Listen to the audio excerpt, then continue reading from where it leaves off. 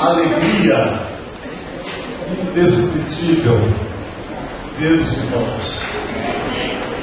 Porque o que aconteceu foi um grande livramento do Senhor.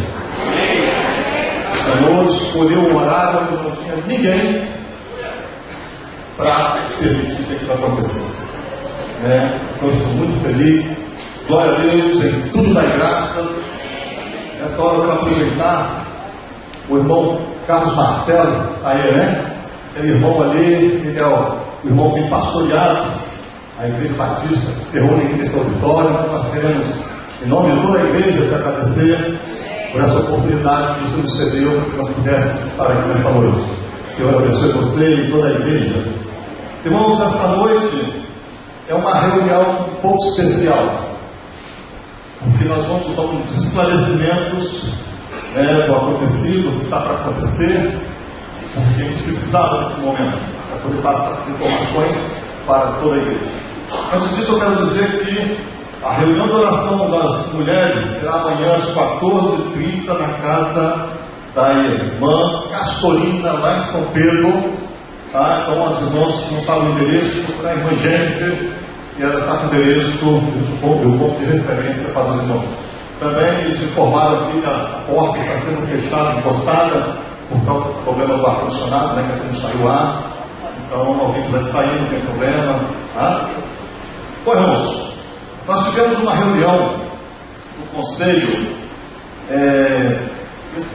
quinta-feira à noite em casa, ou melhor, quarta-feira à noite, dia seguinte ao acontecido, e também tivemos hoje pela manhã uma reunião do presbitério lá na minha casa. E a gente conversando, Deus lembrou de um versículo, que está lá em 1 Coríntios, capítulo 10, versículo 13, que diz que não vos sobreveio tentação que não fosse humana, mas Deus é fiel e não permitirá que sejais tentados além das vossas forças.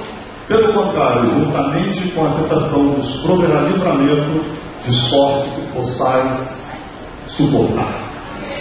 Eu não sei se nós conseguimos suportar algo que tivesse acontecido de mais grave, mas o Senhor ele é fiel. Ele sabe das nossas limitações, Ele nos garante isso. O que vem a nós, provação, seja o que for, vem à medida que a gente consiga suportar. E nesse momento é um momento difícil, mas vamos levantar as cabeças e vamos continuar, vamos marchar. O povo de Deus não é um povo que virou batido. Deus deu, Deus tirou, Deus, se quiser dar de novo, vai dar, e ao homem nenhum me impedirá. Amém? Irmãos, eu quero aqui colocar alguns pontinhos que eu vou procurar ser rápido. Primeiro eu quero falar sobre a construção do nosso auditório. Eu tenho aqui à frente essa pasta, com toda a documentação desde a compra do nosso auditório. Em 1990, compramos. O documento está aqui. Em junho de 1992, fizemos a sondagem daquele terreno para ver o que seria possível construir ali. Porque o local à beira do canal é muita lama, então é necessário você fazer uma sondagem. Todos esses documentos estão assinados pelos engenheiros responsáveis. Quem fez a sondagem foi a empresa Star.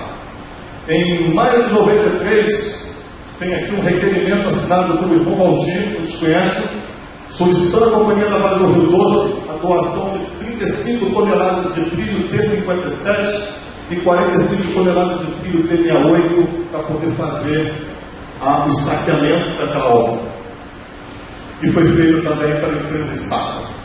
Em maio de 93 ainda, nós fizemos um projeto arquitetônico do galpão pré-moldado e das salas anexas que nós temos. Em maio de 93 ainda fizemos um projeto hidrossanitário das salas anexas, bem como do galpão. Porque toda obra tem os projetos arquitetônicos, hidrossanitário, elétrico, tudo que é necessário para ser aprovado a prefeitura para se conseguir um alvará de execução de obra. Em 8 de agosto de 1993, nós fizemos o projeto estrutural feito pela empresa Plena Engenharia Limitada.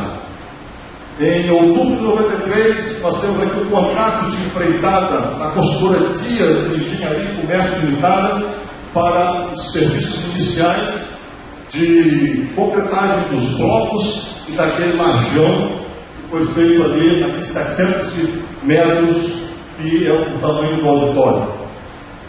Devidamente também assinado.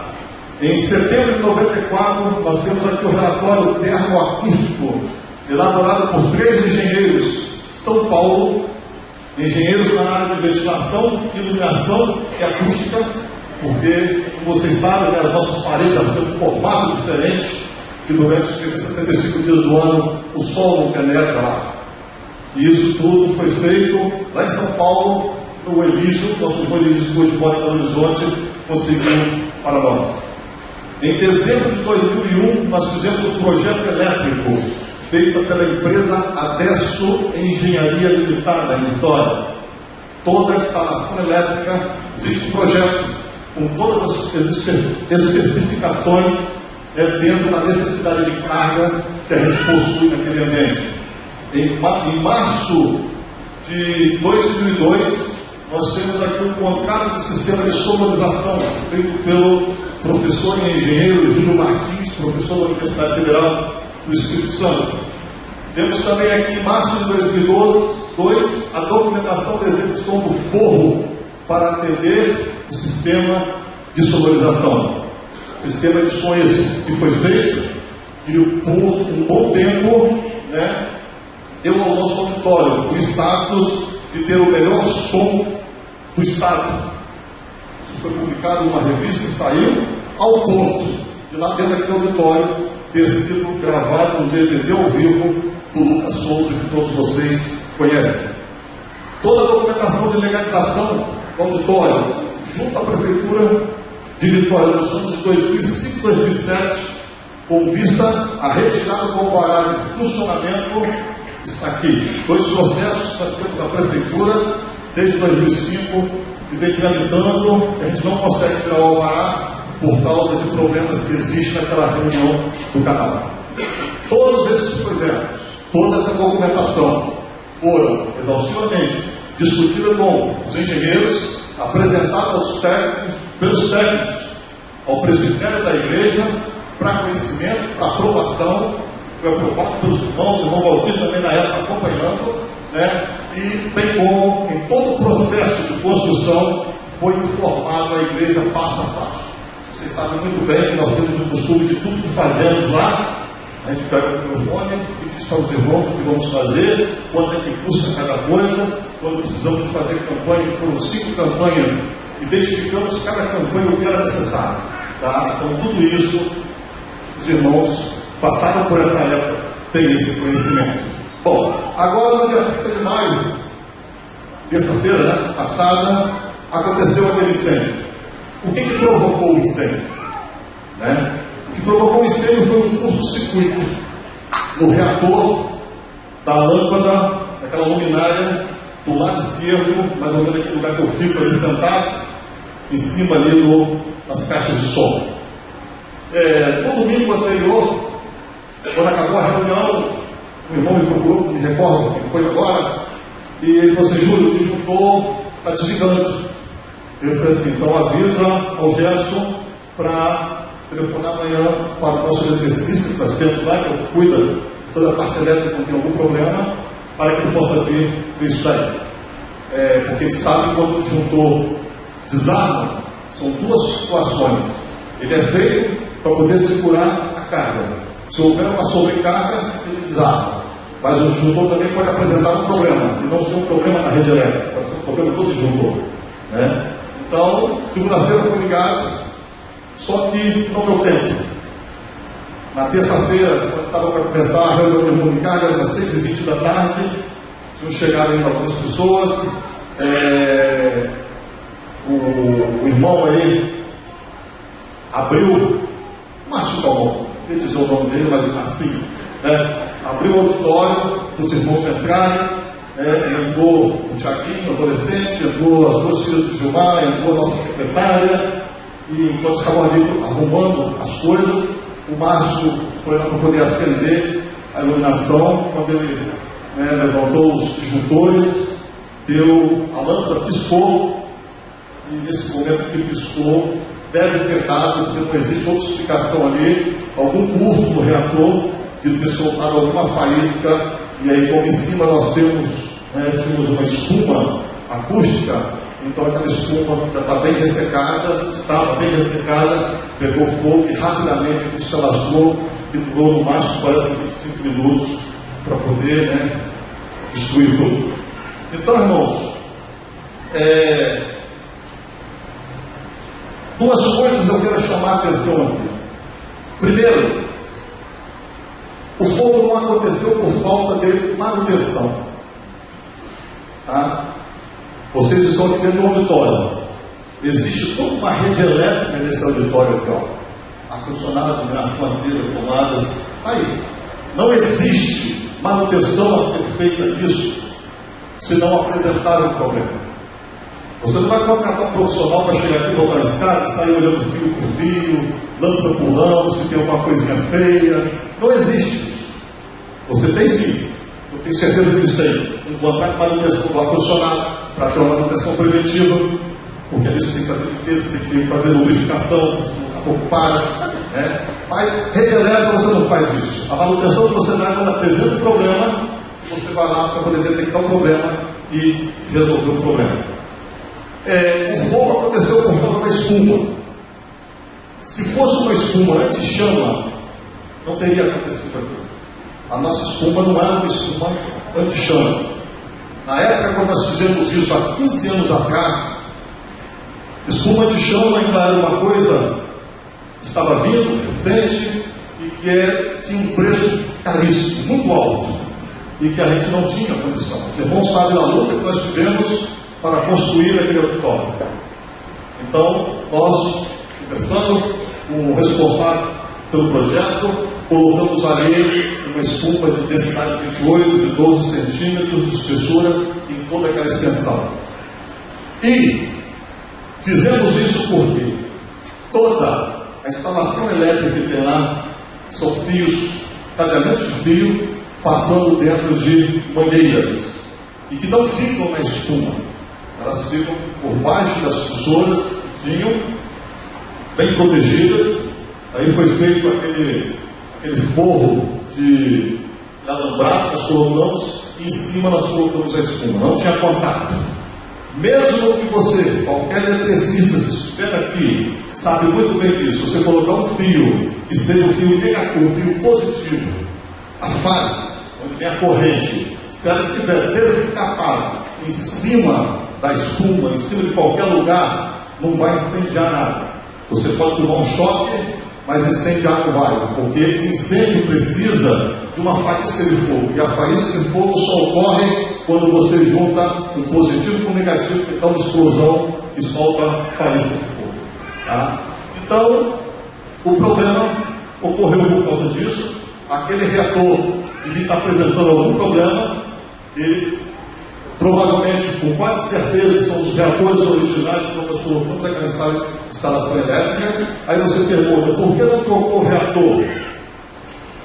Gente, as coisas trocam quando são necessárias trocar. Recentemente, agora, questão de 2 meses, eu chamei o eletricista, porque tinha algumas lâmpadas queimadas, aproveitei e falei, vamos trocar tudo por lâmpada LED.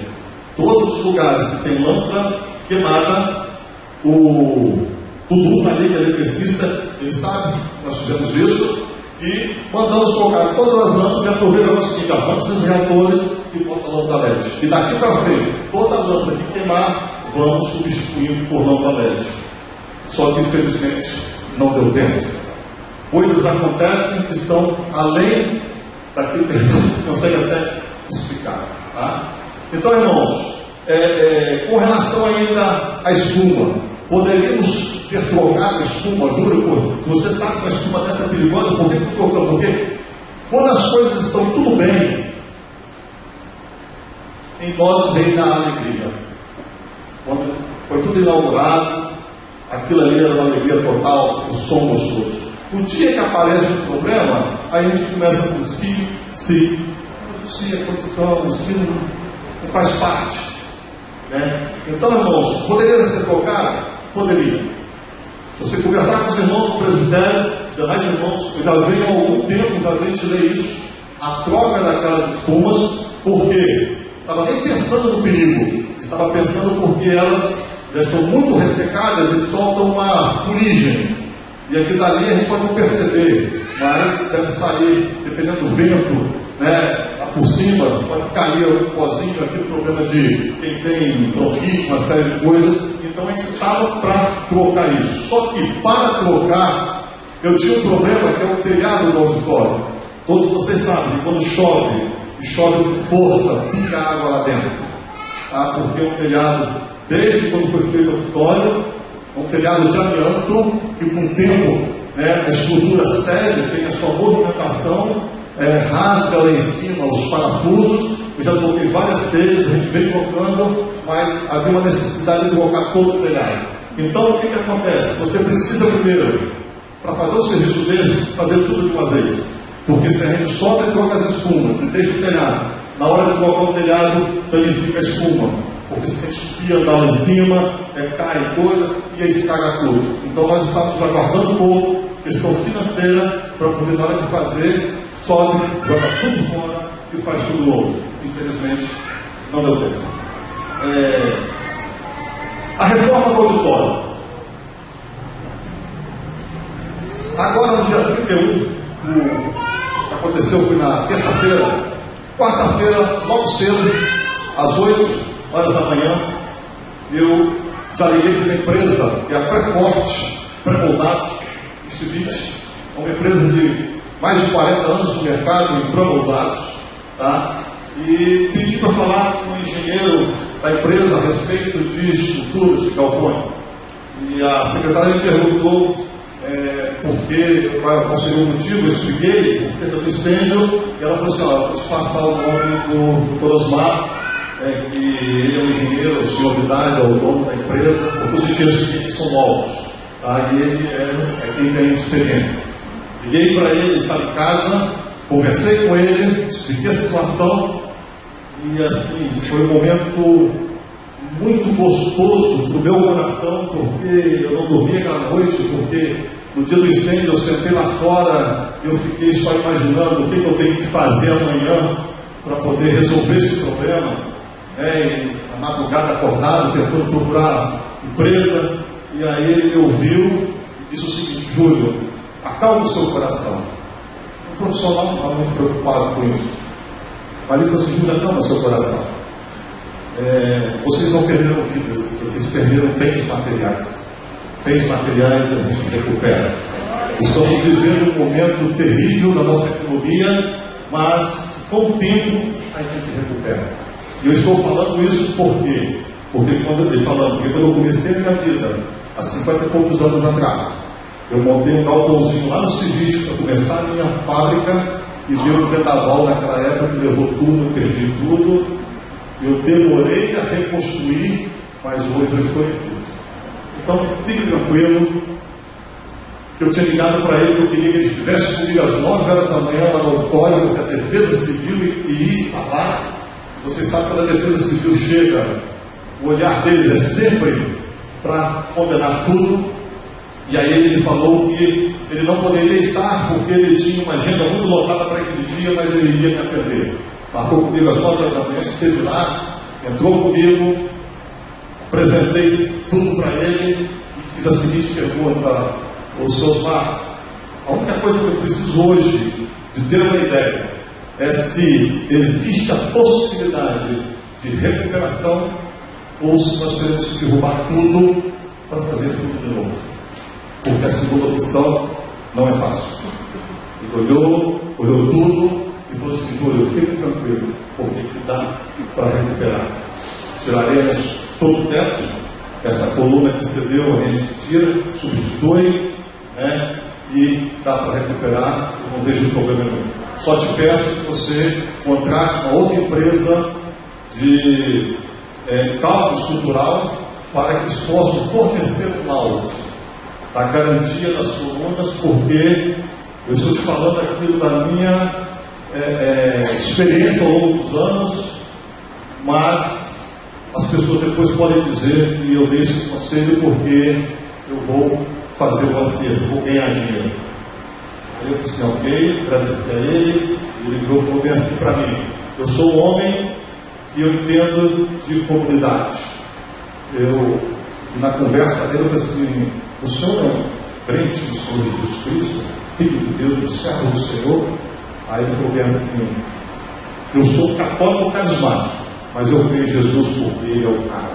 Aí eu falei assim: Jesus é o Senhor, Ele é o Salvador, é o único nome, cima no céu, abaixo da terra, que pode nos levar. Então, se você crer nele, se o senhor crer nele, amém. E aí ele falou bem assim: pode ficar tranquilo, eu vou ver isso daqui, vou fazer o máximo de mim para ajudar vocês, não vou visar lucro nenhum, o que eu quero é poder contribuir. E aí eu senti uma paz, eu senti algo assim, eu disse: o Senhor está acalmando o meu coração. Tá? E ali ele saiu, a Defesa Civil chegou, que eu já sabia, olhou tudo, fez as análises deles, e o rapaz me chamou e falou: olha, isso daqui para nós não tem jeito, já está condenado, isso aqui tem que derrubar tudo de novo, entendeu?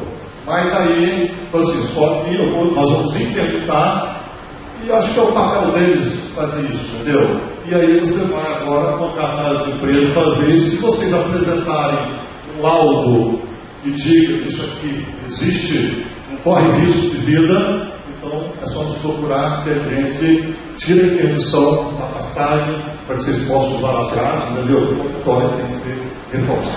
Então, ok, estamos aqui para poder cumprir com a lei, A Defesa Civil, quando ela interdita o local, ela está dizendo para você que você está proibido de entrar. Nós poderíamos estar lá agora, falou social, mas, como ele falou, só se acontecer algum problema, a responsabilidade é de vocês, aí a penalidade é grave. Tá? Então, estamos já preparando tudo para que aquilo que nós formos fazer, nós tenhamos consciência, tranquilidade de saber que nós estamos seguros. A Júlia Pera estava lá comigo na parte da manhã, nesse momento, e aí, quando a Defesa Civil acabou, ela falou assim: tio, eu conheço o rapaz que eu trabalhei na prefeitura, um tio que é calculista de dinheiro, e eu liguei para ele disse que ele pode dar um turninho aqui de tarde, às 4 horas, para poder ver essa questão da entrada. Aí eu estive lá às 16 horas, ele chegou, e eu conversei com ele, o que estava acontecendo, passei tudo, como o engenheiro falou, o Defesa Civil falou, nós estávamos precisando de ser a liberação da passagem. Eu falei assim: Júlio, eu não vou dar um laudo só da passagem, porque o laudo tem que ser um laudo técnico, entendeu? E ele tem um trâmite a ser percorrido aqui. Então, na mesma hora, ele pegou o telefone dele, já me fez anotar 2 nomes do engenheiro calculista e de uma empresa que faz testes concretos, porque ele falou: eu poderia chegar aqui agora a você, te dar um valor, vocês vão me pagar tanto que eu vou resolver o problema, mas o que eu ia fazer? Eu vou estar ganhando dinheiro desnecessário, tá? Então eu quero que você faça isso direto, e lá no final vocês apenas me passam o resultado para poder emitir um laudo, e até a gente vai mostrar qualquer coisa, nem cobraria, entendeu? Aí ele pegou, ligou para eles, para mim, já conversou, pessoal, o Júlio vai te procurar. Aí eu entrei em contato com eles. No dia seguinte, eu já estive lá com o engenheiro calculista, o Marcelo, da empresa Vertico Engenharia Estrutural, onde ele entrou, olhou tudo, para ver qual seria o tipo de ensaio, que é o teste, para poder passar para a empresa, para poder realizar o teste. E aí ele entrou, olhou tudo, eu fiz a mesma coisa, expliquei para ele o que o Osmar tinha dito, a Defesa Civil tinha dito, e o Fernando Fragonassi, também o outro engenheiro, tinha dito. Ele olhou tudo e falou o seguinte: eu não estou vendo problema algum. Está tudo muito feio, isso aqui é amedronta. Mas ele falou assim: olha para o alto, aquilo dali é chamuscado de fumaça. Um fogo, quando ele atinge 400, 500 graus de temperatura, quando queima bloco de concreto, ele muda a cor do concreto. O concreto fica branco. onde destrói os componentes, né, do concreto. Aquilo ali foi um fogo muito rápido, de baixa temperatura, onde simplesmente gerou uma fumaça muito grande por causa da espuma e que chamuscou tudo. Se você olhar e atentar para o que eu estou dizendo, olha os alisares das janelas que vão até lá em cima do teto, não tem um alisar queimado, todos estão intactos. A vidraça, todas estão intactas, com exceção de umas lá na beira da porta onde soltou o pilar, que elas quebraram. Mas você não vê vidraça. Quando você vê um fogo num prédio de alta densidade, entendeu? Aquilo estoura, vai estourando tudo. Olha só a ferragem que caiu, olha só, não tem nada contorcido. Então isso são indícios que nos mostram que não tem problema. Mas eu não posso te afirmar e te dar um laudo baseado no que eu estou olhando. Nós precisamos da ciência, das experiências, para emitir um laudo técnico. Então ele pegou, já na mesma tarde, depois que ele foi embora, no dia seguinte, ele já me mandou aqui o relatório de visita técnica, com todas as informações, com todas as fotos que ele tirou, e já indicando, para a empresa fazer o teste, que é um ensaio de resistência à compressão. Né? A princípio, o engenheiro tinha dito que ia fazer um teste não destrutivo. E o que é um teste não destrutivo? Você chega com uma pistola própria que existe para fazer esse tipo de teste, dá um tiro ali na coluna para ver quanto o projeto vai entrar, para poder ver a resistência do concreto. Ele disse que isso aí é muito caro para fazer. E pelo que ele estava olhando, ele não via necessidade de começar por esse teste. Então ele estava pedindo um ensaio de resistência à compressão, que é uma furadeira que você vem com uma serra-copo, vamos aí conhece isso, onde você fura, faz zerrando coisa que sai em bloco. Então você vai tirar 2 pedaços de bloco da estrutura, um de um pilar que aparentemente sofreu queimadura, nós temos lá, ou por fora e tal, e um lá de cima, no lugar mais preto que tiver, que é o que assusta a gente.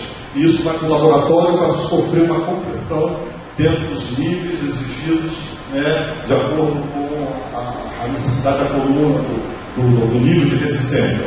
Então, se aquilo ali se comportar os dois iguais, é porque não tem problema nenhum. Então, ele solicitou isso. Amanhã, na sexta-feira mesmo, eu já liguei para outra empresa, eles estavam em obra no campo, e a menina já botou no telefone, segunda-feira cedinho, amanhã cedinho, eles vão estar ligando para mim, e aí vou marcar para ir lá, para ver agora a realização desse teste. O custo do momento até agora, nós gastamos R$250 apenas essa visita técnica desse engenheiro. Alguns detalhes que são importantes aqui, que é uma coisa que a gente se preocupa, porque dinheiro é dinheiro, a gente tem que saber como trabalhar as coisas. Dentro do laudo, todos os engenheiros, o parecer deles é o seguinte: quem viu lá no auditório e viu as fotos, você vai ver que lá em cima existem 3 tesouras ainda que estão em pé.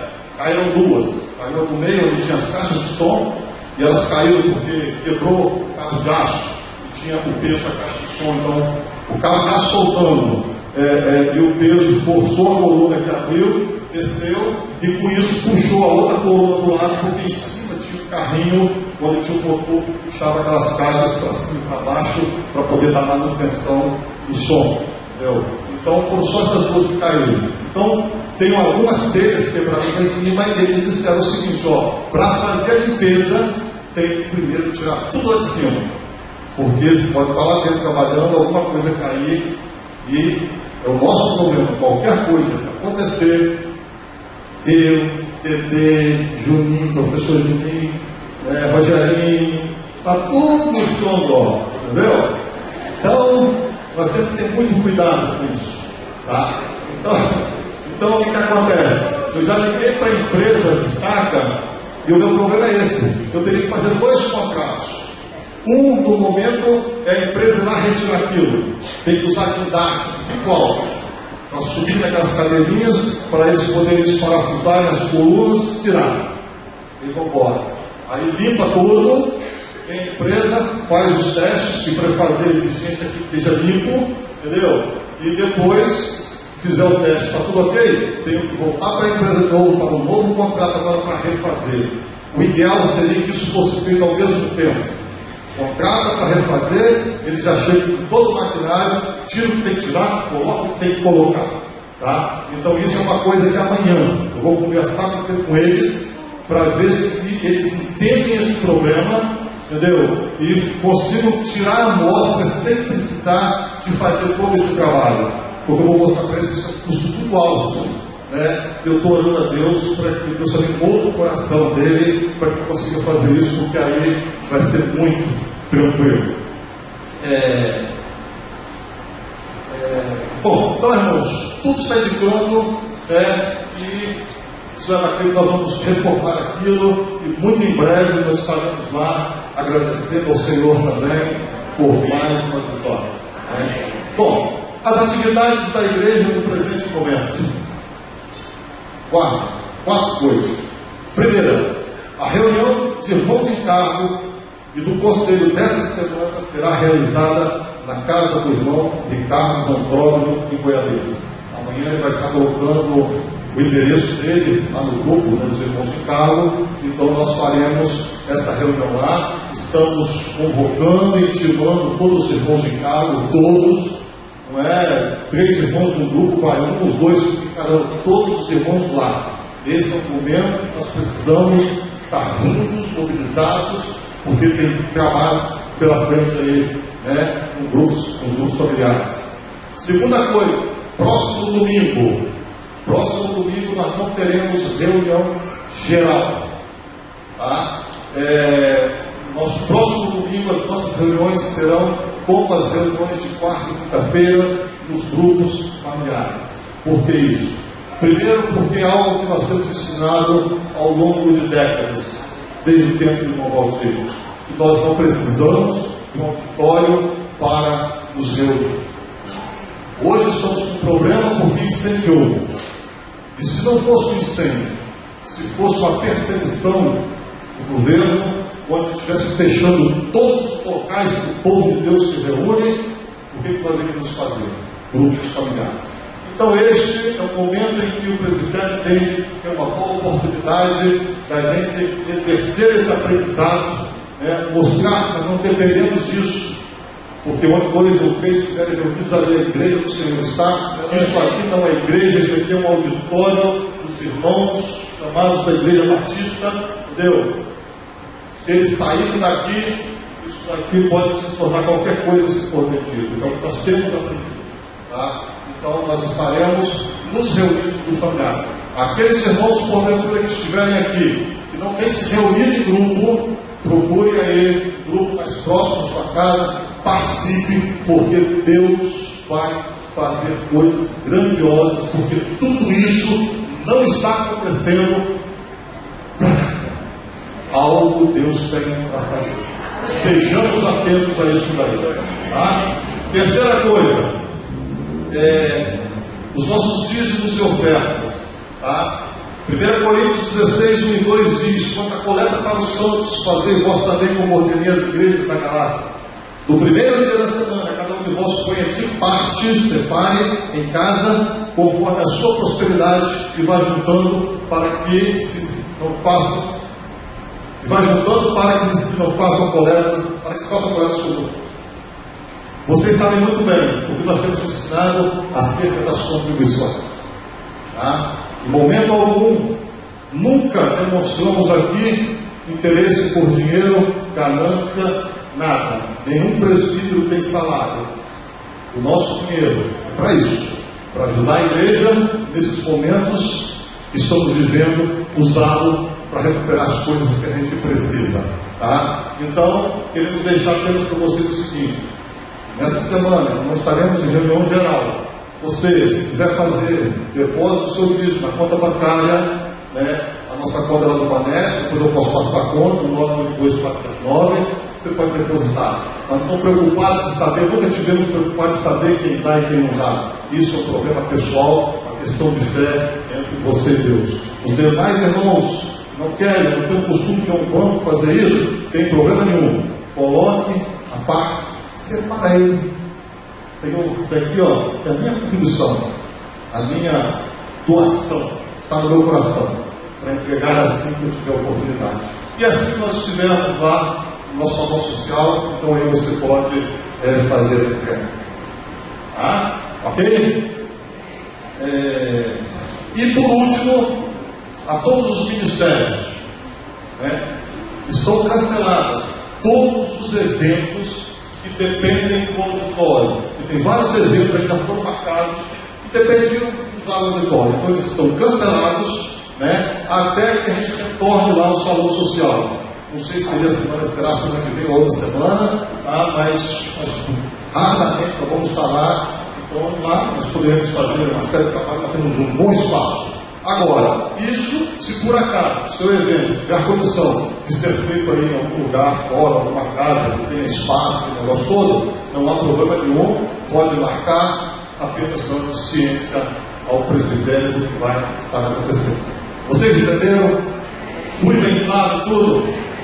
O Senhor nos abençoe. Quero chamar aqui o Rogério, né? E vamos estar orando. Essa semana eu vou estar ainda. Uma coisa muito importante, que é terça-feira eu vou estar com a secretária do SEDEC, que é a pessoa responsável pela liberação de alvarás, de habites, para poder sentar para resolver o problema, porque o prefeito mandou um WhatsApp dizendo que está com o pessoal à disposição nesse momento difícil para nos ajudar. Logo em seguida ela ligou e graças a Deus isso aconteceu, está acontecendo nesse momento. Parece que Deus está movendo os corações para que a gente possa resolver um problema de tantos anos que vem se arrastando, entendeu?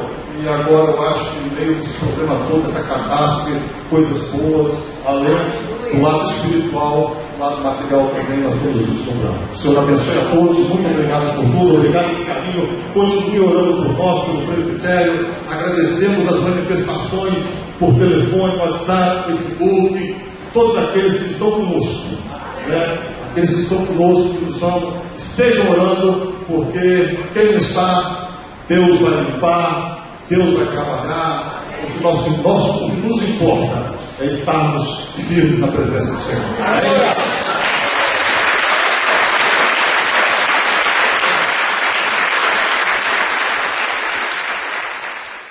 Saúdo todos vocês com a graça e a paz do Senhor. Eu não pude conter o coração ao contemplar o rosto dos irmãos, visto que nenhum fio de cabelo se perdeu, e a gratidão que eu tenho é enorme. Essa experiência que mexe com as emoções da gente, eu lembro de ter vivido intensamente quando o Senhor tirou o meu filho da sepultura e deu uma palavra de esperança lá em Gênesis, quando o Senhor disse que o menino ia crescer e ia ser desmamado. A gratidão que eu guardei no coração, eu senti com intensidade quando entrei ali e contemplei o rostinho de cada um de vocês. Falei, meu Deus, que o Senhor livrou os meus amados irmãos. Muito intenso. E quando eu vi cada um trazendo seus dízimos, as suas ofertas, eu olhando, falei, meu Deus, que grande livramento. Que extraordinário livramento. Eu lembro que o irmão Valdir, ele nos ensinou, e eu pude do coração medir a dimensão disso quando eu tive essa experiência de ver os irmãos, muito terapêutico, viu, Grace? Contemplar a igreja nessa hora. Ele disse que, olha, esse galpão aqui é uma banana. Ele disse, uma banana podre. Eu queria uma banana podre queimada.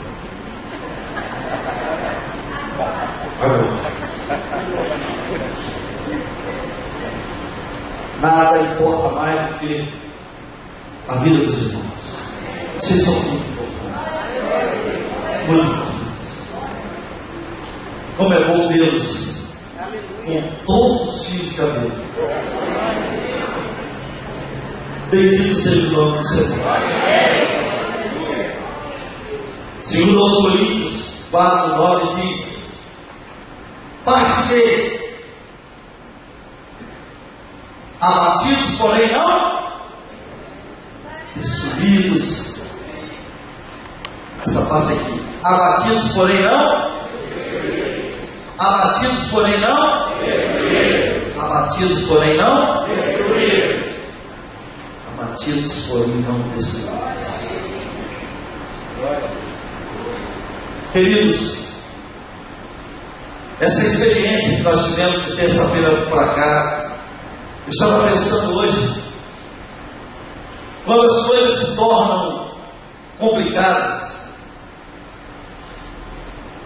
nós não esperávamos que nós estivéssemos aqui hoje. Nós estamos aqui hoje porque a igreja tem o seu DNA, a unidade. Está para além da placa. Nós estamos aqui hoje porque nós fomos acolhidos por amados irmãos. Na hora da tribulação, na hora do balanço, as placas caem, a unidade prevalece. Bendito seja o nome do Senhor. Obrigado, amados irmãos que se reúnem aqui nesse lugar. Sentimos o gosto saboroso da unidade. Isso é extraordinário. Transcende aos planos humanos. A unidade está no DNA do Espírito Santo. Obrigado, irmãos, por termos recebido. Nós precisávamos olhar o semblante desses irmãos. Precisava muito disso. Eu quero dizer que abatidos. Estar abatido, fragilizado, é uma porta aberta para o Senhor. Estar abatido, fragilizado, perdendo sono, é uma oportunidade de Deus na vida da gente. Quando nós estamos fragilizados, porque muitas vezes todas os nossos projetos e planos caíram por terra. Desceram para cá. Eu tenho certeza que o povo de Deus, a nossa liderança, temos estado abatidos. Porque no momento em que nós estamos abatidos, escuta isso e você vai me dar razão. No momento em que você esteja abatido na sua vida, se tem uma coisa que nós não precisamos quando estamos abatidos, é de mãos que fazem assim.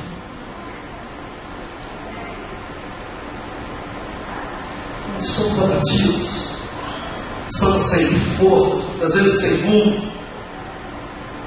Quando ouvi o Júlio sentado lá, naquele meio-fio, e as pessoas falavam com ele, viajando. O Ricardo, meu Deus, o que está acontecendo, preocupado até com o Júlio. Parecia que aquilo não estava acontecendo, os irmãos chegando. Nós estamos abatidos. Nós precisamos de irmãos que se estendam para nós. O momento do abatimento é esse. Eu preciso de uma mão que se estenda, eu não preciso de uma mão que aponte. Eu não preciso de filosofia, eu não preciso de meditação, eu preciso de socorro. Essa liderança não é feita por super-homens. Quero parabenizar a igreja pelo acolhimento, por vocês estarem aqui. Eu sei que vocês continuarão a caminhada, porque nós somos fruto de uma promessa. Eu estava pensando nisso, Senhor, nós somos fruto de uma promessa, por isso nem um fio de cabelo. Um fio de cabelo. Abatidos. Sem mais abatido. Você julga? A igreja não tem feito isso.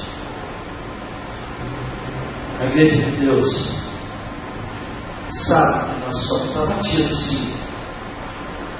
Pode acontecer na vida de qualquer pessoa.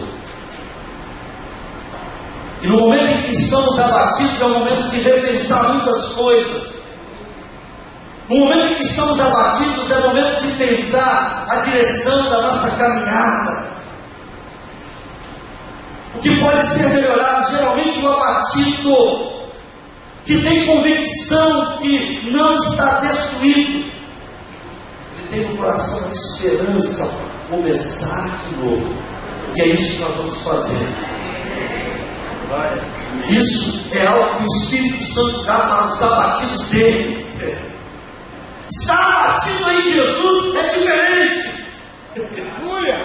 É uma porta que se abre para ele tratar conosco e melhorarmos em muitas coisas. Sabe por quê? Porque nós estamos abatidos para nós não somos destruídos. Nós vamos nos levantar. Já estamos de pé porque o Senhor tem nos sustentado. Não temos nenhuma perseguição. Foi algo, um incidente que aconteceu. Foi muito bem explanado pelo Júlio. Abatidos, porém não destruídos. E aí, nesse instante, se tem no seu coração a esperança que é estar em Jesus, você vai estar atento aos próximos capítulos. E este momento é o momento de nós não trabalharmos com teorias mais. Nós estamos vivendo uma unidade que saiu da teoria, saiu do discurso. Nós estamos experimentando, degustando aqui um aspecto da unidade do povo de Deus. O pau cantou, o negócio ficou feio. O povo de Deus se encontra na unidade. Bendito seja o nome do Senhor. Nós temos que viver aquilo que o Senhor tem nos ensinado há anos. Eu quero chamar os irmãos, todos aqui, em nome do Senhor. Segura aí. Nós temos um projeto do coração de Deus para nós continuarmos a caminhar.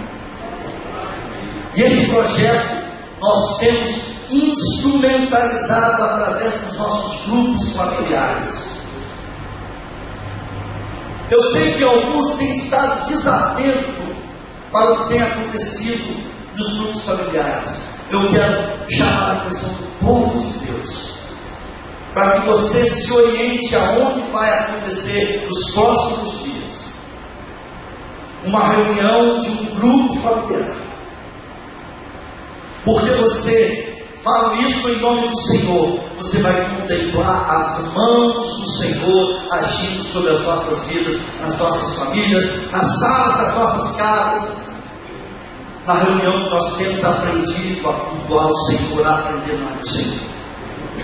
E você vai ver, nós vamos ter testemunhos em nome do Senhor. Nós vamos ter testemunhos de salvação de Deus. O projeto do Senhor para a vida nesta terra é estar salvando e cuidando.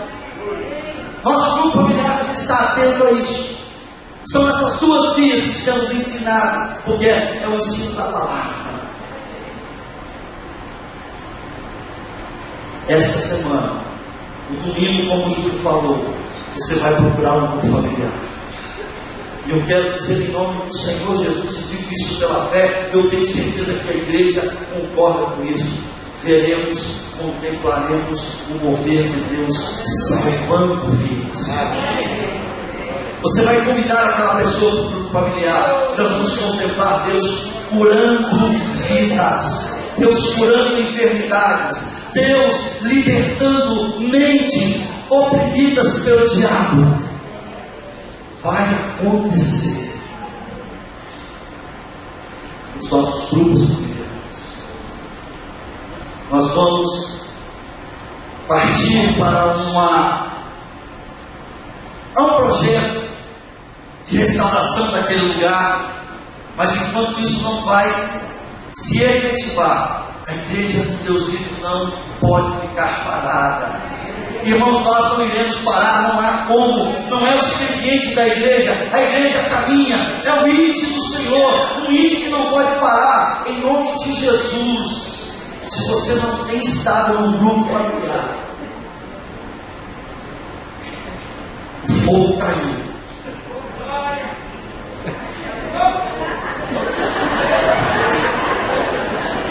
Agora foi o fogo literal,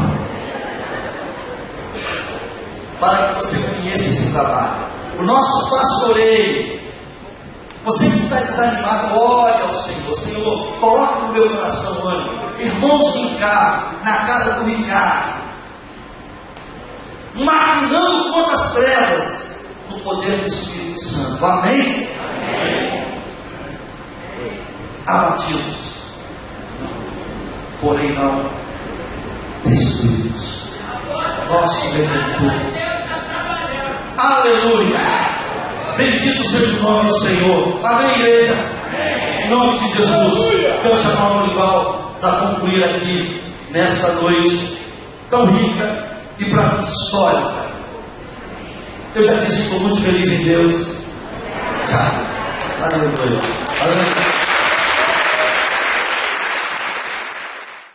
Eu sou discípulo do presbítero Chorão, né? Eu já chorei o suficiente. Vou chorar hoje.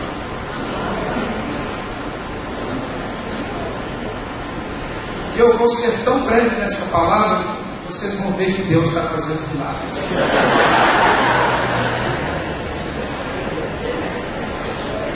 Nem os meus irmãos acreditam nisso, mas...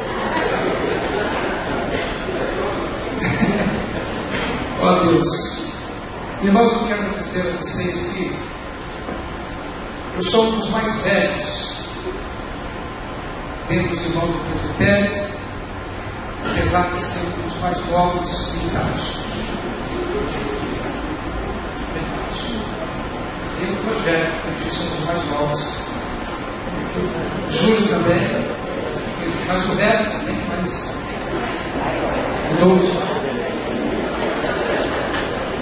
Eu já vi a igreja de Deus passar, a igreja de Vitória passar por muitas situações de dificuldade extrema. Já vi irmão Valtinho encurralado em muitas situações,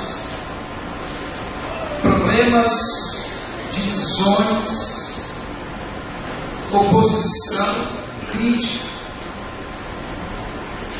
no nosso meio. De ver o Valdir chamar a gente no local e falar assim, não saber o que fazer. Já vivemos momentos muito tristes. Mas eu confesso a vocês que na terça-feira, quando eu cheguei em frente do auditório, eu percebi que a dor que eu estava sentindo talvez fosse das mais fortes. Fui para casa, não consegui dormir naquela noite, chorava muito, agradecendo a Deus por vocês não estavam naquele auditório, nós não estávamos. Eu fui para o meu trabalho na quarta-feira de manhã, cedo. Eu estava sentado na mesa do meu trabalho, ali, preparando para virar umas palestras, e chegou um irmão querido, que esteve conosco nos tempos lá da Batista de Suá. Depois ele saiu e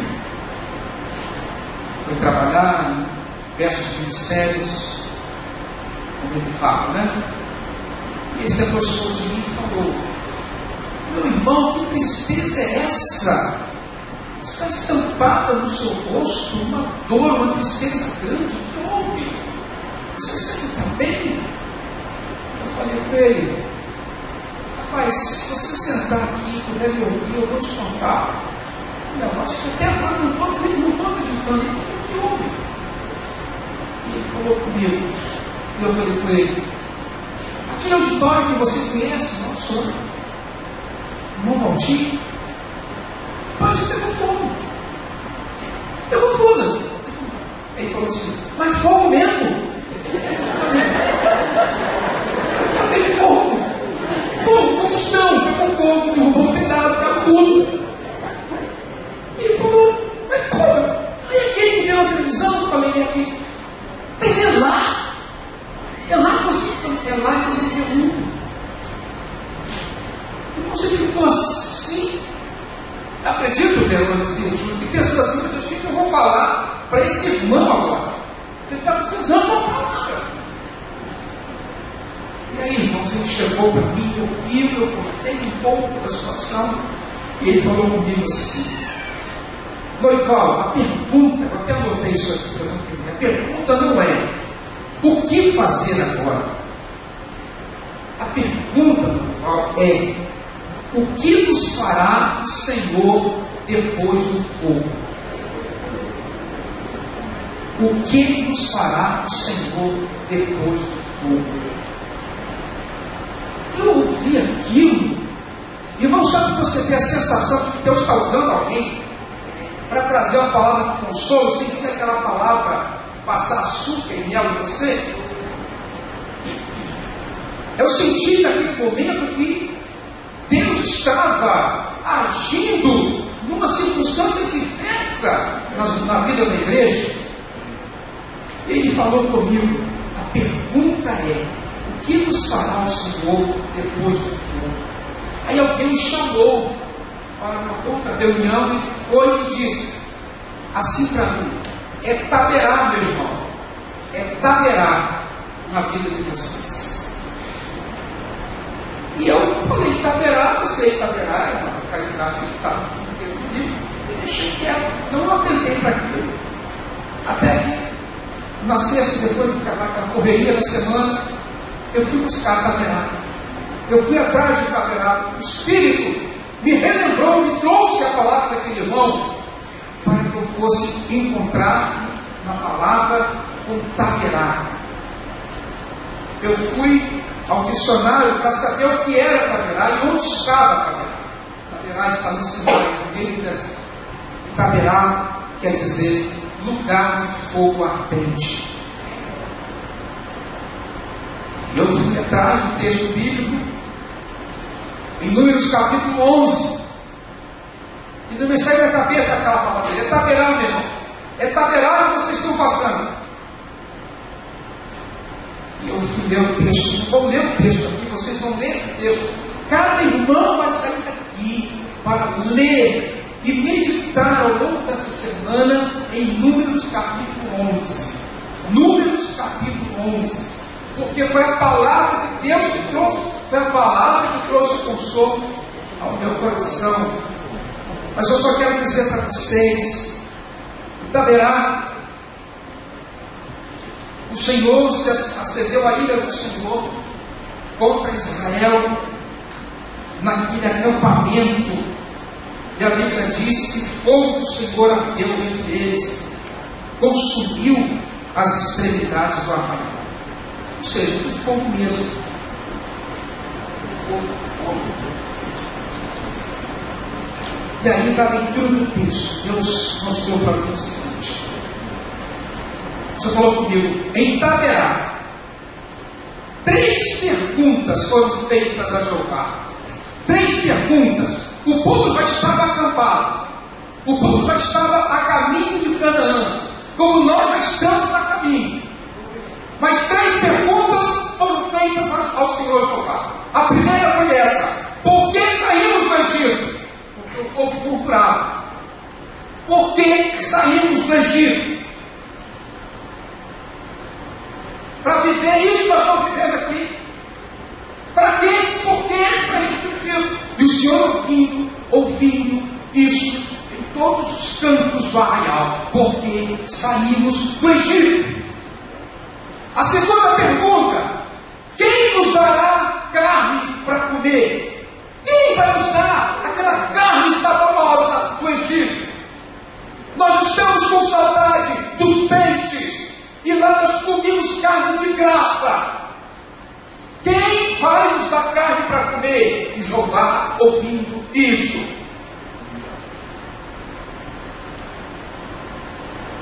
até Moisés, nosso pai mais atentou.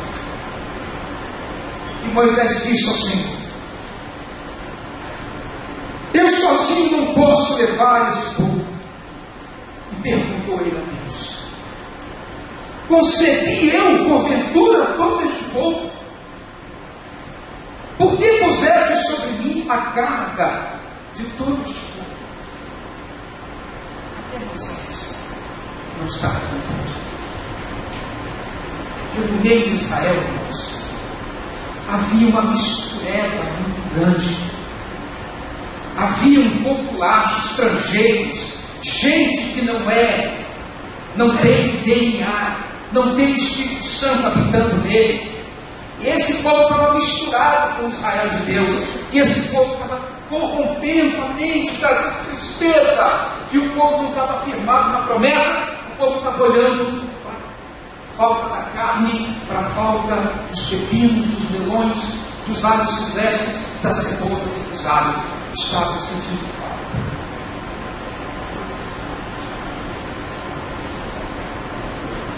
Eu comecei a falar: Senhor,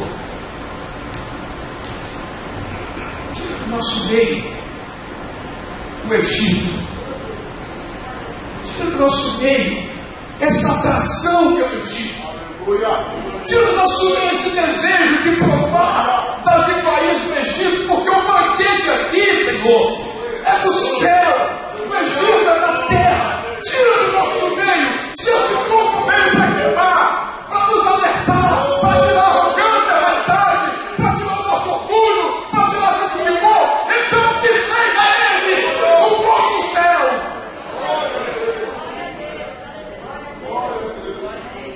Seja bem-vindo. Mas nenhum fio de cabelo do teu povo foi tocado, foi queimado, porque o Senhor preserva os filhos. Irmãos, 3 perguntas eles fizeram a Deus Jeová, mas 3 respostas Deus deu a Israel.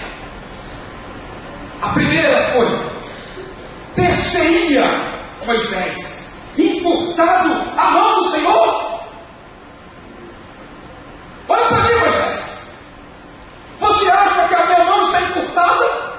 Você acha que eu recolhi a minha mão? Estou falando para a igreja de Deus. Diante do que aconteceu, vocês acham que Deus encolheu a mão dele? Você acha que ele tirou a mão dele sobre vocês, sobre nós? E na mesma fala ele disse a Moisés: agora mesmo, Moisés, verás se cumprir a minha palavra.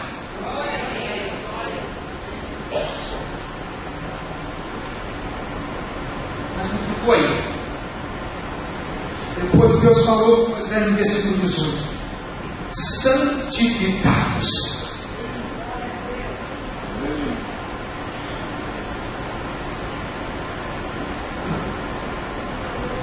Santificados. Santificados.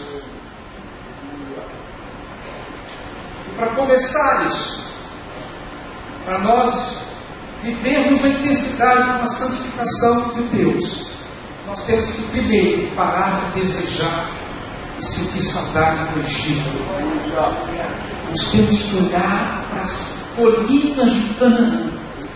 Nós estamos passando, vamos passar o Jordão, porque isso lá, isso vai ser a glória eterna. Mas nós estamos a caminho de Jerusalém.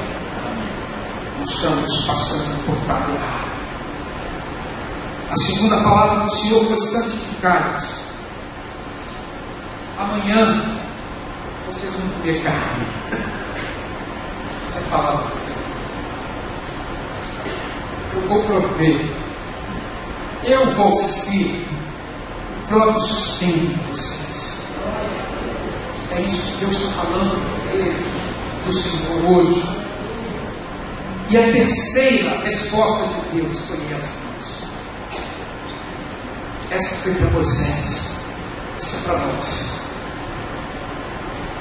Eu glorifico a Deus por saber que eu estou ao lado de irmãos tão justos, tão responsáveis, gente que não está usufruindo isso aqui para ter prestígio pessoal, gente que dá o suor, dá o tempo. A palavra que Deus deu a Moisés foi essa: tirarei do Espírito que está sobre ti e porei sobre eles.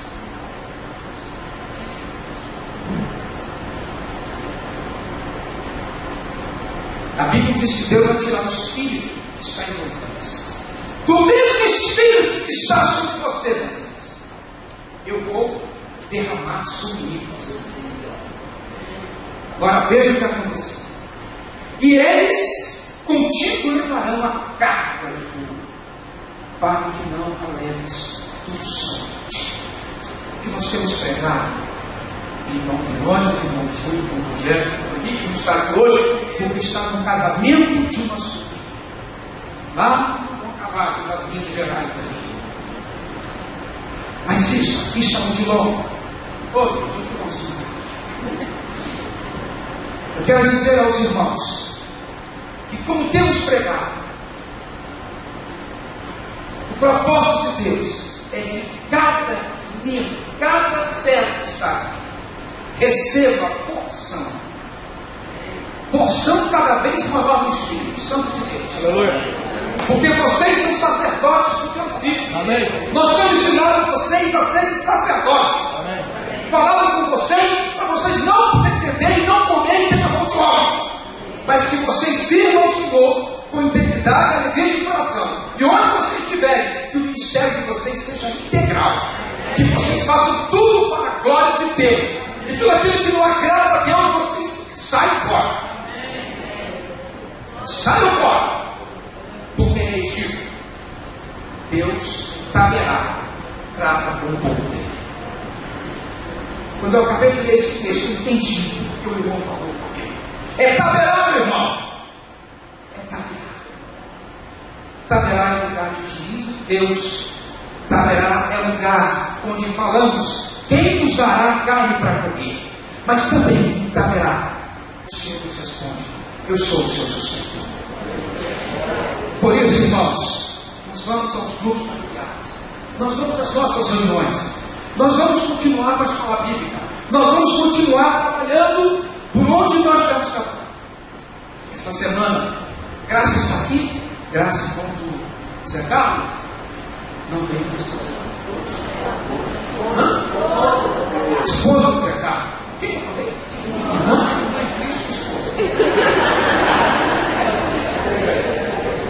uma vez eu falei para minha esposa, falei para eles assim: você é minha irmã em Cristo e tal. Ela me olhou assim, falou: nunca pensei que tão cedo isso fosse acontecer. Minha irmã e a minha esposa. Senão eu estava em casa no sábado, estamos a partir daí, se preocupado, e ela mandou uma mensagem dizendo: Dorival, manda para mim um projeto da oficina de afeto, porque eu tenho dado palestra pelas escolas da Serra, uma escola especial. Comecei a trabalhar numa escola, irmão, numa sala de aula, os meninos tentaram isso. E aí ela falou: manda um projeto, porque na terceira palestra os pais já tomaram conhecimento e eles querem vir para uma reunião com você, para saber o que é que está acontecendo. Sabe o que é isso? É Deus trabalhando. É tabernáculo. Deus está dizendo para a gente: sai desse negócio e sai para pregar. E leve o evangelho por onde vocês passarem.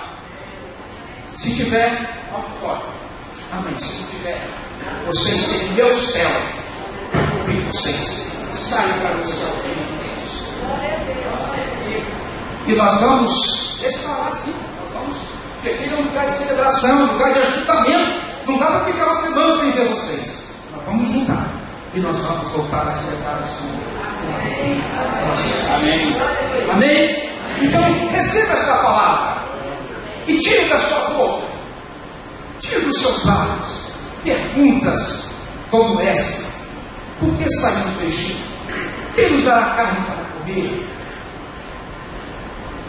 Ele diz aqui, ele estava, nós estamos, é só maná, todo dia, maná.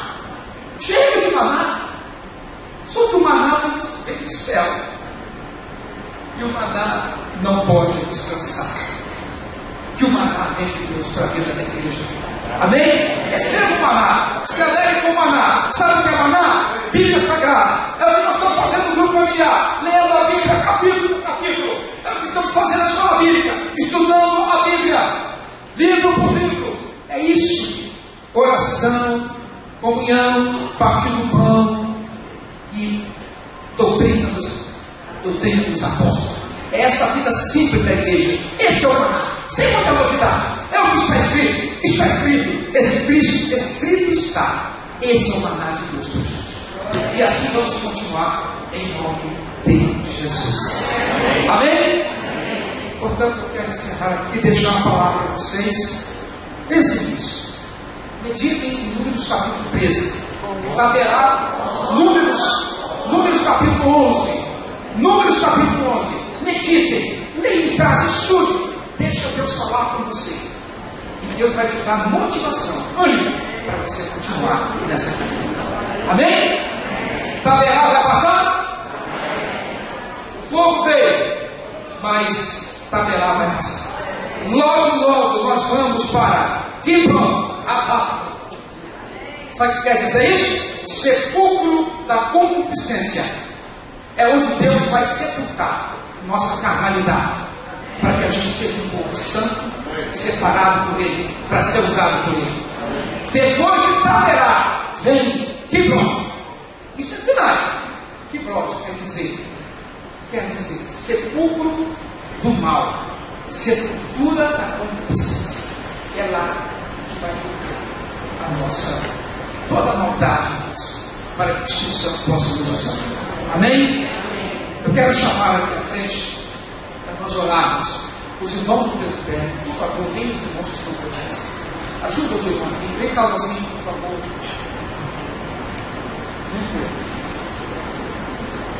Irmãos, ontem, essa semana, né? 60 anos de casado. Com a irmã.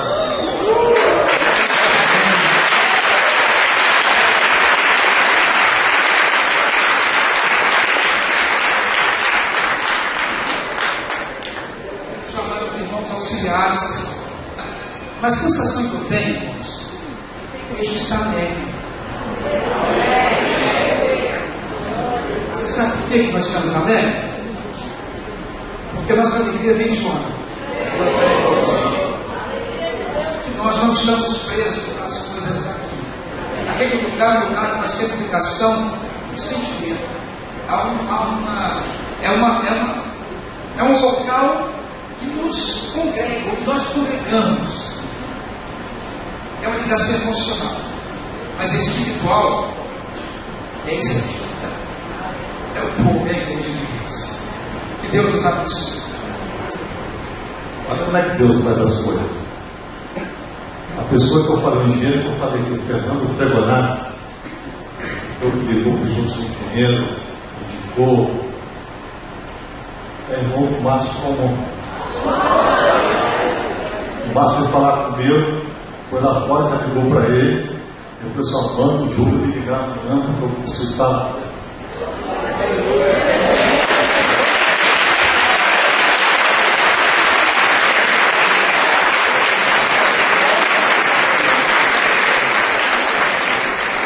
O homem nos injuntou, né, irmão?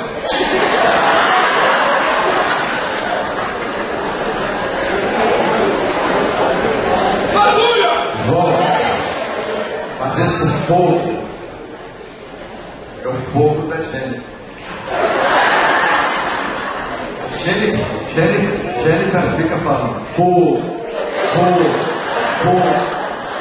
Jennifer, tá vendo? Olha aí, fogo desceu.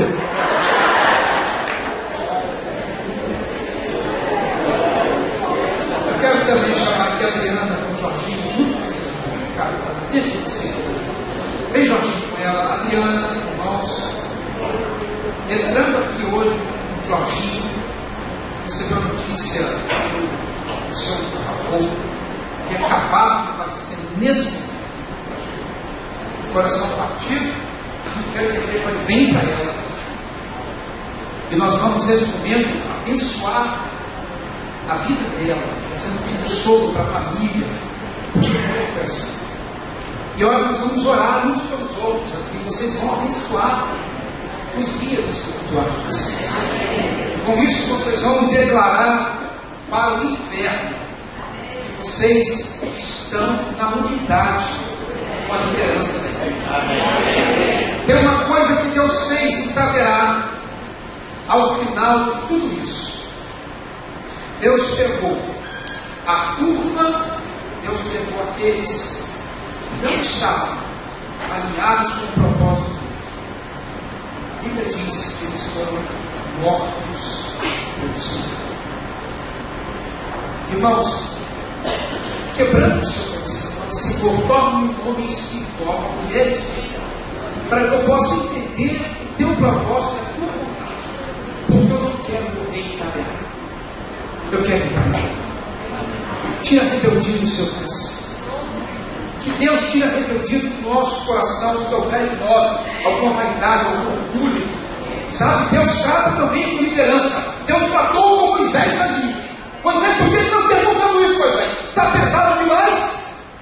Então vou colocar gente que darei o mesmo espírito para você cuidar do meu povo. É assim que Deus faz. Deus levante mãos de cargo, Deus levante presbíteros, Deus levante irmãos com ministério, responsabilidade para governar a igreja de Deus, para trabalhar para a igreja. Vamos ficar de pé, a igreja, nessa hora? A igreja, levanta as mãos. Os irmãos, levanta as suas mãos para receber a igreja. Agora nós vamos receber da igreja a bênção, o corpo de Cristo, a igreja do Senhor. Que a igreja levante um favor.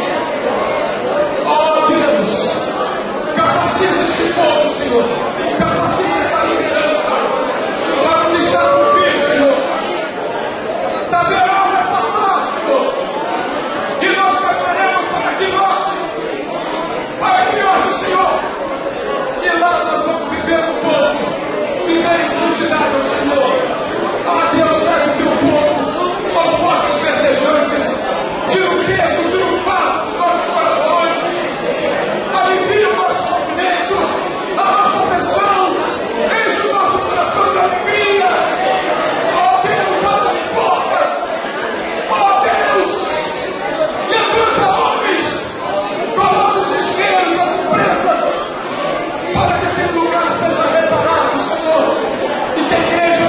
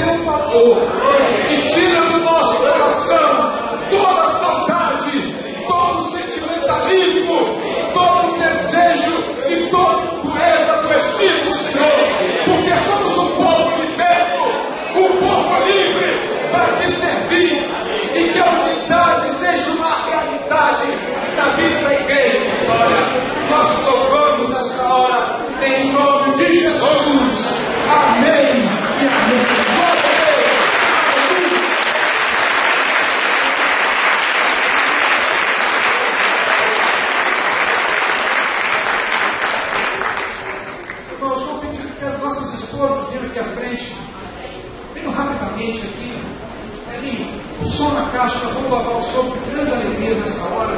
Amém? Irmãos, hoje à tarde, hoje de manhã eu recebi um telefonema de uma menina, de uma pessoa que poucas vezes eu converso com ela, não vou dizer o nome dela. Quando eu peguei, nós estávamos começando a reunião do cativeiro, e ela pegou o telefone e falou: querido, eu estou ligando para você está em casa? Eu falei: não, eu estou numa reunião aqui com o presbitério, eu quero cantar um cântico para você. Uma vozinha desafinada, assim, ela cantou: não tenha sobre ti um só cuidado, qualquer que seja, somente um seria muito para ti. Vamos para as mãos.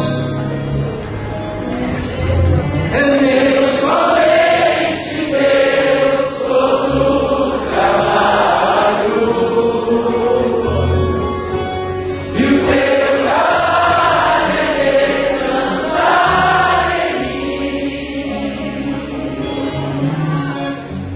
É meu, somente meu, todo trabalho. Deus abençoe a minha irmã nessa hora.